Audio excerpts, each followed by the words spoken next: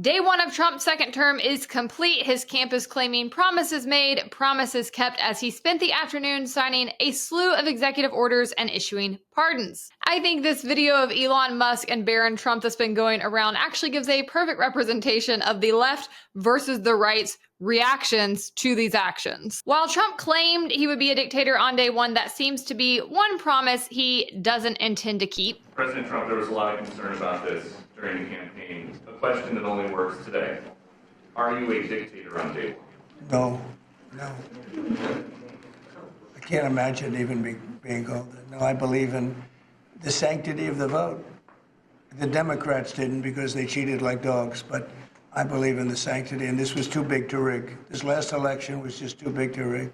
Glad he backed off that one. And he also admitted that some of his more ambitious goals, like ending the Ukraine and Russia war on day one, might take a little more time. You said you would end the Russia-Ukraine war on your first day in office. Where do things stand right now, and how do you think that? Well, there's only half a day. I have another half a day left. We'll see. But don't let that make you think that there were not some pretty heavy-hitting actions yesterday. We've got a lot to talk about.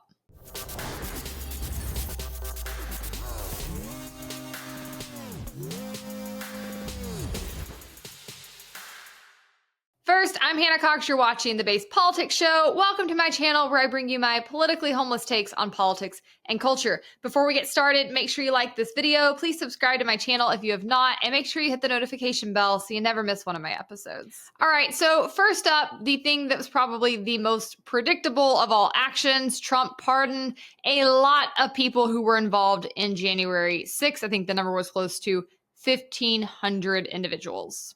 I think this order will apply to approximately 1,500 people, sir. So this is January 6th. These are the hostages. Approximately 1,500 for a pardon. Yes. Full pardon. Full pardon or commutations? Full pardon. We have about 6 commutations in there where we're doing further research. Okay. Nice to see you again.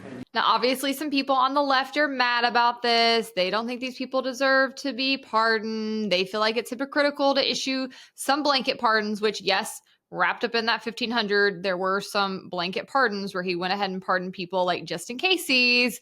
But I don't think it was anywhere close to what Biden did. And I also think that as a whole, there were some people who deserved to be prosecuted and to face prison time for what they did on January 6th. But a lot more people were facing political persecution, were forced to lie in their plea deals, were overcharged. Like there was a lot of corruption that went on with these cases. And I do think that a lot of these people probably deserve some reprieve. The only thing that's actually interesting to me about the January 6th pardons is the cop hypocrisy on both sides. Mr. President, are you commuting the sentences of anyone who assaulted a police officer on January 6th? Well, we're looking at 2 police officers, actually, that Washington police officers who went after an illegal, and things happened and they ended up putting them in jail. They got 5-year jail sentences. You know the case. And we're looking at that in order to give them we got to give them a break. But is there clemency in your actions today for anyone? Well, it would be a who pardon. assaulted That would be a pardon. The one I'm talking about would be a pardon. Here you go, sir. This Should there be punishment for the people who assaulted law enforcement officers that day? Well, I will say this. They've been in jail for a long time already. I see murderers in this country get 2 years, 1 year, and maybe no time. So they've already been in jail for a long time. These people have been destroyed. What they've done to these people is outrageous. My husband was so confused because he's in a writing group with some people out in California who tend to be very left-wing, and on their Instagram stories, some of them were posting some stuff about how the right no longer cares about police or stands up for police. So he was very confused. He was like, wait, they like police now? And I was like, yes, they like police now because they are convinced that January 6th, like the high crimes that were committed that day, is that a lot of police officers were killed, which they, of course, were not. There were no police officers killed on that day. The only person who was killed was a protester. There were some police who died in the days after January 6th, mostly due to suicide, one due to a stroke. And there is no ability to like actually tie those events to what happened on January 6th. But that's what the left has tried to do. And of course, their audience has bought it hook, line, and sinker. And so now all of a sudden they went from wanting to like defund the police to supporting the police, which is just really, really stupid. But I also think it's equally stupid for conservatives who are like, back the blue no matter who, like always support police, to not care that some police officers on January 6th did have some violence perpetrated towards them, did have some pretty unruly people that they had to deal with. So I don't know, all around, I just think it's really ridiculous. Notably among the pardons, we have not yet seen a pardon come down for Ross Ulbright. If you don't know about Ross's case, it has been championed by many people in this country as one where he was overcharged and falsely imprisoned, and he was given a life without parole sentence. That means his only chance of getting out is a pardon. His mom, Lynn, has been a tireless champion for him. She's a very sweet lady. I've gotten to know her quite well. President Trump did promise to free Ross if he were to be elected. I believe he made that promise at the Libertarian Party National Convention, which then caused the leadership of the LP to essentially sell out, trash their party, and throw all of their support behind Trump. So hopefully Ross does get a pardon to at least make that worth it. But really, I am rooting for him and his mom, Lynn, and hope to see some action on that front. Okay, so the next executive order is Trump essentially mandated that our laws and policies must acknowledge biological reality, which is that there are only two genders. And as you might anticipate, this has the left riled up, and a lot of commentary has already begun to circulate about this EO. The actual language is interesting to me, though. It says, purpose across the country, ideologues who deny the biological reality of sex have increasingly used legal and other socially coercive methods to permit men to self-identify as women and gain access to intimate single-sex spaces and activities designed for women, from women's domestic abuse shelters to women's workplace showers. This is wrong. Efforts to eradicate the biological reality of sex fundamentally attack women by depriving them of their dignity, safety, and well-being. The erasure of sex in language and policy has a corrosive impact, not just on women, but on the validity of the entire American system. Basing federal policy on truth is critical to scientific inquiry, public safety, morale, and trust in government itself. I have absolutely no issue here. As I've said on this show, if a person is trans and has actually gone through the operations to transition, I would be good and even lobby on behalf of them being able to change their gender to the one they have trans to on their government IDs. What I don't support is people living under the absolute delusion that there are multiple genders, or that merely believing you are another gender makes it so. He's absolutely right that not being able to clearly define men and women in our laws is a problem, okay? If you don't understand why that's a problem, I guess you just don't know very much about how law is written and applied. But you have to be very concrete in your descriptions and in what you are trying to decree. The erasure of women, the invalidation of safe spaces for women is absolutely not okay. And I'm very happy to see him put an end to that madness. I don't think that this is anti-trans at all. What I think is anti-trans is people who are not trans, who have run around trying to push the needle so far that they have incurred backlash towards actual trans people in this country. You are free to your self-expression. You are free to your delusions. You're free to believe whatever you want. But we don't have to participate in that, okay? Next up, this is one of my personal favorites from yesterday. Trump officially took the United States out of the World Health Organization, which will have a massive implication on the WHO's budget. Withdrawing from the World Health Organization. Ooh, that's a big one. Obviously, the Karens and COVID police types are having a field day with this. They are in absolute shambles. This woman said, as a doctor, I can confidently say this is how you speedrun public health disasters. I'm pretty sure the WHO was responsible for the public health disaster that was COVID Inc. I just don't think you have absolutely any credibility if you are trying to push statements like this. As a medical professional, you're not approaching this from a scientific lens, you're approaching it from a partisan one. The WHO has had massive problems. It's super corrupt. Its funding is corrupt. How it uses its funding is corrupt. It is frequently more concerned with pushing a partisan political agenda than it is actually addressing public health crises. It forces a nation to set aside its concerns and make them secondary to many other nations. There's just no point in us being in the WHO. I liked this person's response to her I saw online. They said the decision to withdraw from the WHO could be seen as an opportunity to reassess global health strategies and redirect funding toward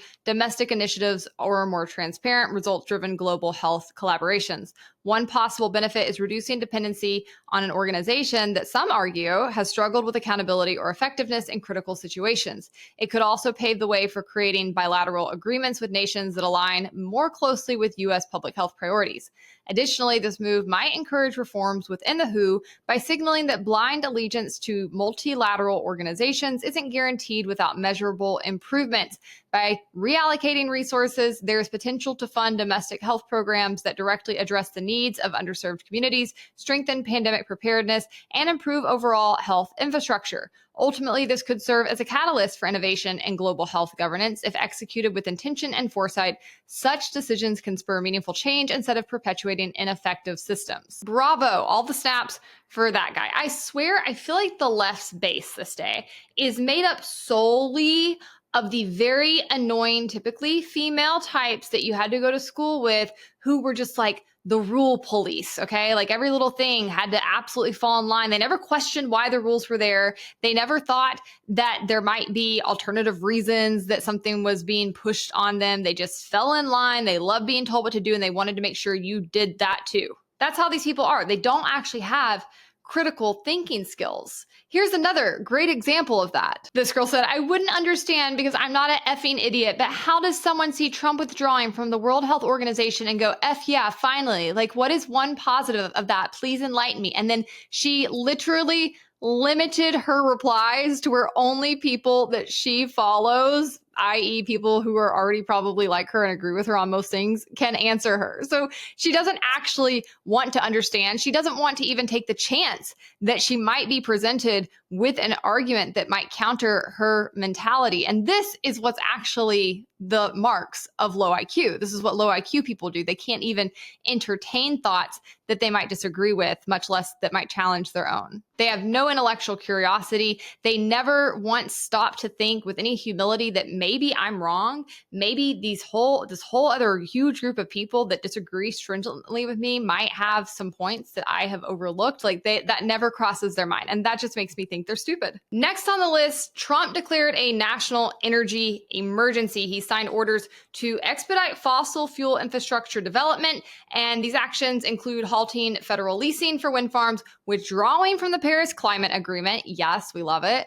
And encouraging energy exploration on federal lands and waters. The administration also plans to dismantle subsidies for electric vehicles, emphasizing traditional energy sources. I can't love this enough. It's absolutely fantastic. The Biden administration waged an all-out war on our energy production over the past 4 years. And not only did they wage a war on the actual doers and innovators in society, they then used corporate welfare and subsidies to enrich their friends for a bunch of crap that, number one, they never even produced, but number two, most people don't want. It is time to unleash America's energy independence and potential, and that will improve our economy so drastically. I can't even begin to tell you. I also love seeing that he exited the Paris Climate Agreement yet again. He did that the first term, and then Biden took us back into that crap. Biden had promised to reduce some of our emissions like 60% over the next couple of years, which would have just absolutely decimated our economy and our way of life. I mean,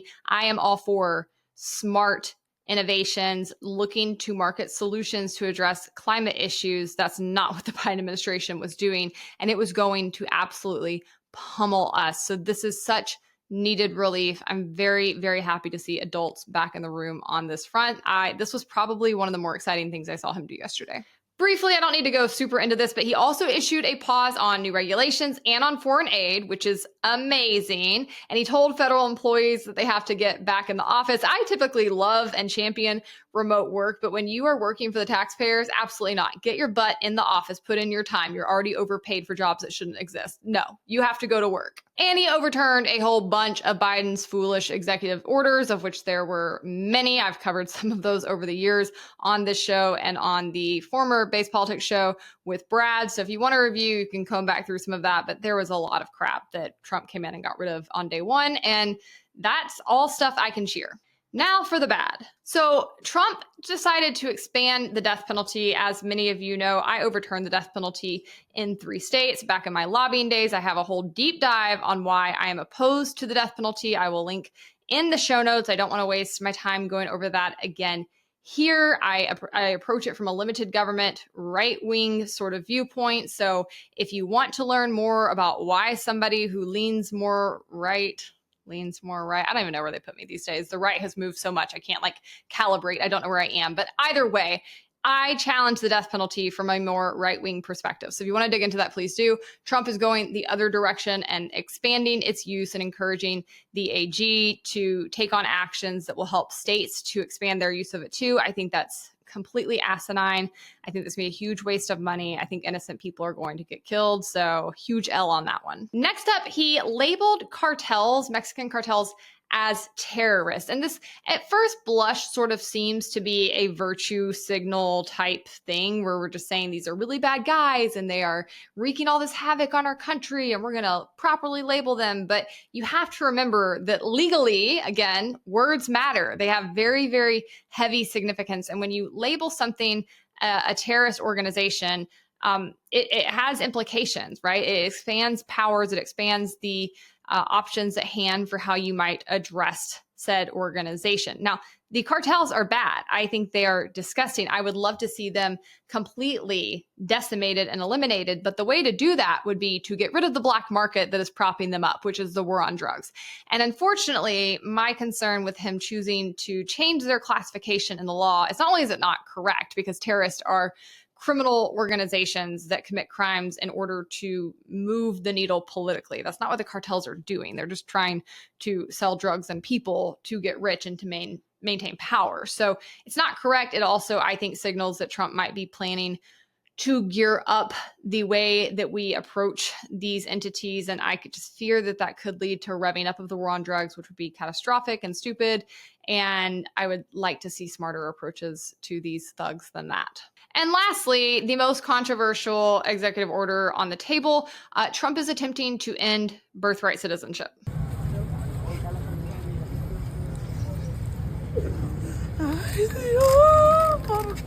Birthright citizenship is, of course, a policy that has been law of the land since the 14th Amendment was ratified. And essentially, it says that there are a couple of ways where you can get your citizenship, but in order to get it at birth, you either have to have a parent who is a citizen or you have to be born on American soil. And so for over 100 years, that has been how that type of citizenship has operated. His executive order would change all of that if it is allowed to stand. The White House says, but the 14th Amendment has never been interpreted to extend citizenship universally to everyone born within the United States. The 14th Amendment has always excluded from birthright citizenship persons who were born in the United States but not subject to the jurisdiction thereof.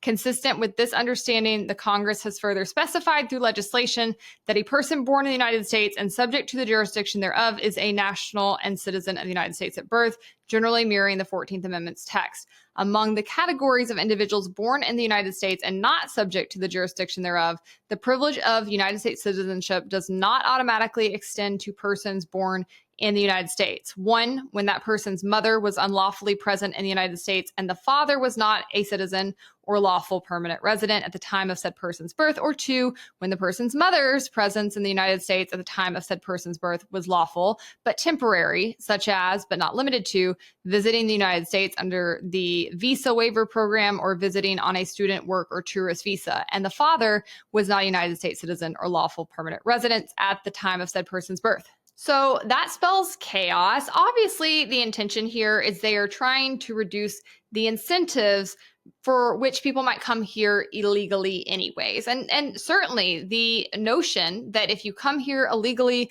but you give birth, your kid can get U.S. citizenship is a pretty strong incentive. So I do understand the intentionality here.